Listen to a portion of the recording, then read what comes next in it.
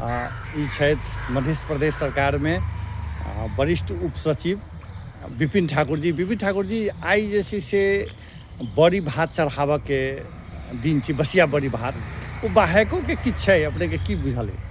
यानी देखल आइ तऽ की होइ छै, अब काल्हे के गत वर्ष जो पकले अपने के खास करके सोहिजन के तरकारी या ई कढ़ी बड़ी ई सब काल्हि के बनल आइ जे है से सवेरे चूल्ही के नीप के ओहि पर जे है से चढ़ायल जाइ छै। ओहि के साथ साथ की होइ छै, आब तऽ यानी भेटनाइ दिक्कत भऽ गेलै, पोखरी सब प्रदूषित भेला के कारण तऽ ई जल में जे है से एक सेमार के गाछ होइ छलिए। अच्छा। जे जल के भीतरे में रहे छै, उ सेमार के गाछ भी हम सब जे है से पोखरि में से लबै छलिए, चूल्ही पर चढ़ै छलिए। अच्छा, वो अनुभव केहन छै जे सेमार के गाछ के लेल की सब करै छलै भोरे भोरे जाके? सवेरे उठ के पहिने पानी में पैसलो, ओहि दुआरे जे है से भीजियो जाइ छलिए, नीक लगै छलिए।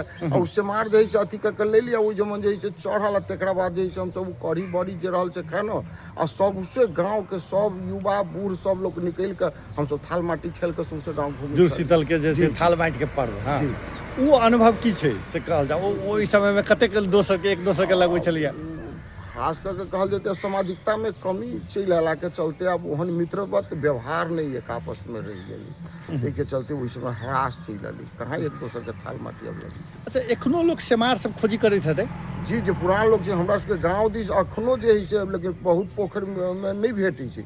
आब वो पोखर सब खुनाला के चलते सब नया देखे छी, विकास वाला चारू कता से जैसे ईंटा जोड़ देला के चलते उ सब जैसे ही भ गेलै, आब नहीं भेटै छै।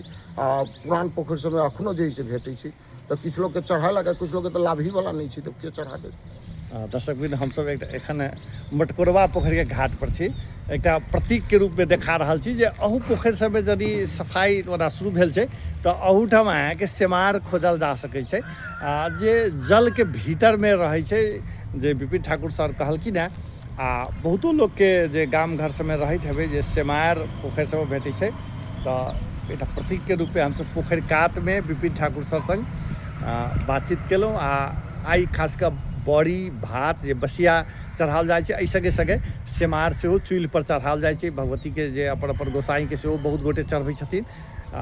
आई जे छै से कहल जाइ छै जे आई चूल्हा के विश्राम देबऽ के दिन छै। आई जे किछु होइ छै से बसिए खाए के परंपरा मिथिला में रहल छै।